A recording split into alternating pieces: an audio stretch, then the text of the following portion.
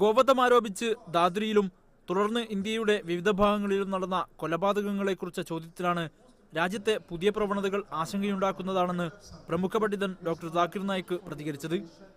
ഇന്ത്യയിൽ അടുത്തിടെ ശക്തി പ്രാപിച്ച വർഗീയ ധ്രുവീകരണ ശ്രമങ്ങൾ സമൂഹത്തെ ഭീതിയിലാക്കിയൊരുക്കുകയാണെന്നും അരുതാത്തതാണ് രാജ്യത്തിപ്പോൾ നടക്കുന്നതെന്നും അദ്ദേഹം മീഡിയ വണ്ണിനോട് പറഞ്ഞു.